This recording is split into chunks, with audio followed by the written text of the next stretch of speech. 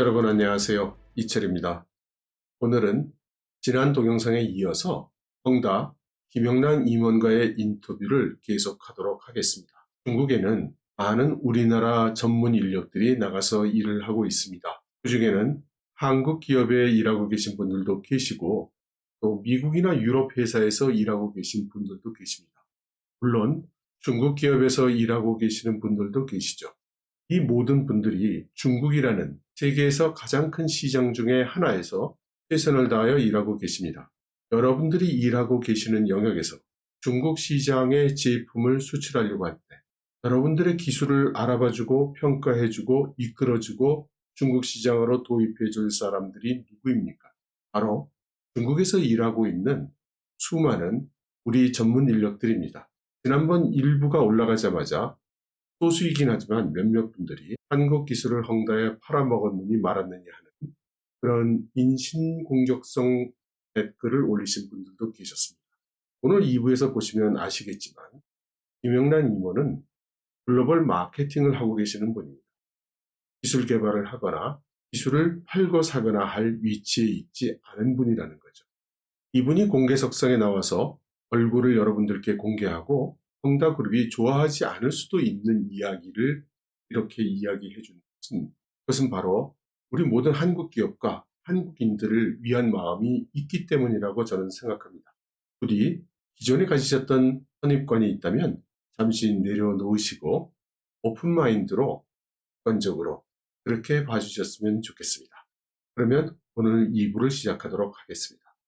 그러면 지금 현재 중국의 그 신재생 에너지 시장, 그러니까 전기 배터리가 이제 주가 되겠는데요. 이제 중국이 지금 어떤 상황인지, 어떤 상태인지 좀 한국의 기업들 상황과 비교해서 좀 간단히 설명 가능할까요? 소위 신에너지 산업이라고 부르는데요. 여기서는요. 신능源 잔해라고 부르는데 자동차 외에도 ESS라는 또 비즈니스 영역이 있는데 일단 현재로서는 전기차랑 전기차 배터리가 메인이기 때문에 우선 그 부분 위주로 좀 말씀드리겠습니다. 중국은 기존의 엔진차, 그 다음에 전기차 통틀어서 다 전 세계에서 가장 큰 시장 중에 하나입니다. 전기차 규모로도 가장 큰 위통이라는 버스 회사가 있습니다. 그 회사 상용차 회사는 타의 추종을 좀 불허하죠.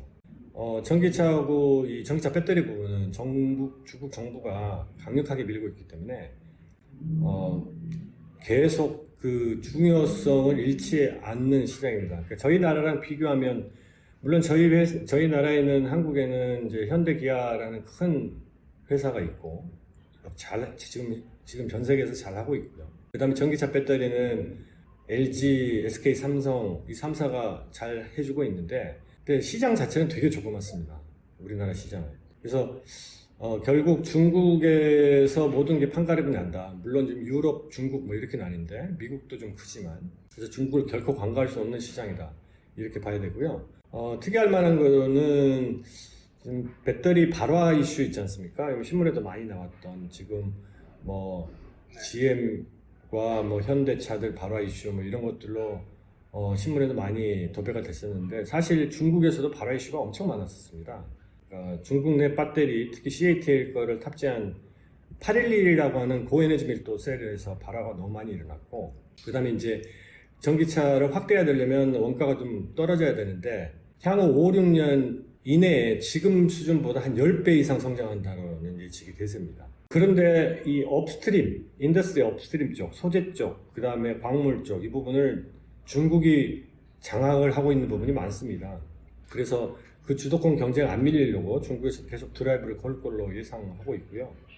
여러 가지 그 밸류체인 그 측면에서나 아니면 시장의 규모 측면에서나 중국은 계속 주시하고 계속 문을 두드리고 또 계속 현지에서 그 센싱 해야 되는 가장 중요한 부분이라고 여겨집니다.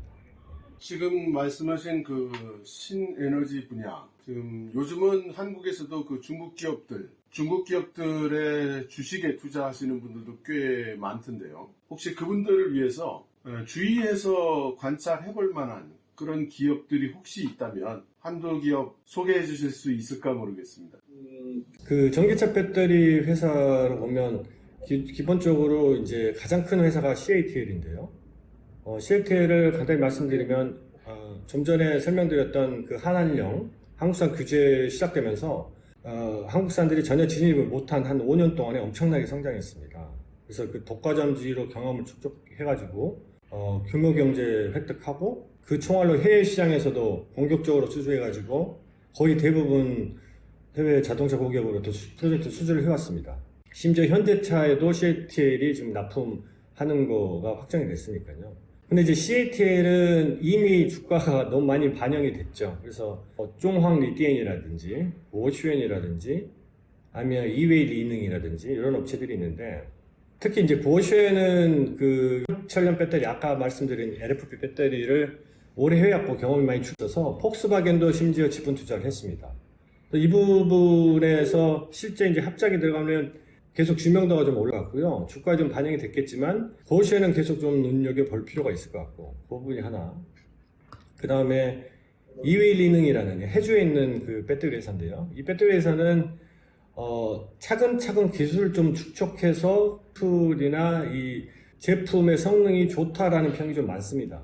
이 회사의 전략은 한꺼번에 다 안 벌리고 차근차근 수주해 가면서 선택과 집중을 좀 잘하는 성장 잠재력이 좀 높은 회사로 좀 이렇게 보입니다. 그래서 이 두 회사는 좀 눈여겨보실 필요가 있지 않나 이렇게 좀 판단됩니다. 뭐 저 자체는 주식을 하지 않기 때문에 큰 관계는 없습니다만 많은 분들한테 도움이 될 것 같아요. 지금 오랫동안 중국 관련된 업무를 하셨고 또 중국 회사에서 경험도 이제 쌓으셨는데 이렇게 중국에서 일하는 그 한국인들 또는 그 중에서도 혹시 찝는다면 한국인 엔지니어들 이 사람들을 위해서 뭔가 좀 조언을 주신다면 어떤 말씀을 주실 수 있을까요? 뭐 사실 뭐 제가 그분들한테 조언할 수 있는 입장은 좀 아니고요. 그런데 이제 아무래도 이제 중국 경험을 좀 많이 했으니까 말씀을 드리면 저 같은 경우는 엔지니어 출신은 아니기 때문에 실제 이제 일하실 분들이 엔지니어들이 위주입니다. 사실 그분들에 대한 수요가 이 중국 현지에서는 많은 편이고요. 근데 이제 엔지니어들이 지금 특히 핫하기 때문에 전기차 배터리에 종사했던 경험을 필요로 하는 기술자들에 대한 니즈가 핫하기 때문에 그분들이 이제 미국 가시는 분들도 사실 있고요. 신생 스타트업에 가시는 분들도 있고, 또 유럽의 배터리 회사에 가시는 분들도 있고, 저희처럼 이제 중국으로 오신 분들도 있습니다. 근데 어디를 가나 커리어 리스크는 이제 밖으로 나가는 순간 좀 존재한다고 판단을 하셔야 됩니다. 이상하게 이제 저희 분들은 미국이나 유럽 가는 거는 커리어 빌딩을 고민을 해서 가시는데 중국에 오시는 분들은 좀 너무 단기간적으로 접근을 하는 부분이 좀 있지 않나 이렇게 봐집니다. 그러니까 나는 용병이다. 그러니까 최대한 짧고 굵게 벌고 여기서의 커리어 빌딩과 향후 커리어 패스는 별로 고민을 안 하신 분들이 보이고요. 그래서 방관자 마인드나 용병 마인드가 좀 있는 것 같은데 그건 거꾸로 말하면 그 조직 내에 있는 다른 중국 사람들한테 어떻게 비치냐면 좀 냉소적인 마인드를 갖고 있다 이렇게 비칠 수가 있습니다. 그러면은 그렇게 된다면 그 소속된 회사나 또 개인도 다 마이너스거든요.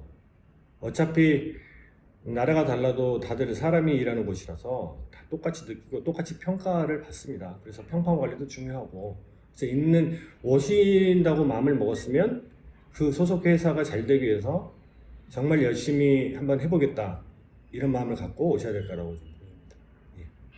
그 양면성이 있지 않을까요? 또 중국에 가서 일한다고 하면 한국에 계신 분들은 또 우리나라가 개발한 기술을 중국에 팔아넘기는 거 아니냐 이런 눈으로도 많이 보시고 또 중국 사람들이 한국 엔지니어들이 가서 기술만 빼먹고 뭐 버린다 이제 이런 소문도 많아서 그러다 보니까 이제 가시는 분들도 짧고 굵게 돈을 벌어서 돌아와야지라는 생각을 하실 수도 있을 것 같은데요. 그런 상태에 대해서는 어떻게 보세요? 네, 그 부분도 뭐 일리가 있는 말씀이고요. 사실 그 팩트 중에는 한국에서 바라보는 시각, 중국으로 가면 기술을 탈취당하고 미국이나 유럽이나 뭐 일본을 가면 기술을 유출을 안 된다? 저는 거기에 좀 동의하기는 좀 어렵고요. 다들 그런 기술적인 배경들이 필요해서 사람들을 뽑아가는 것이기 때문에.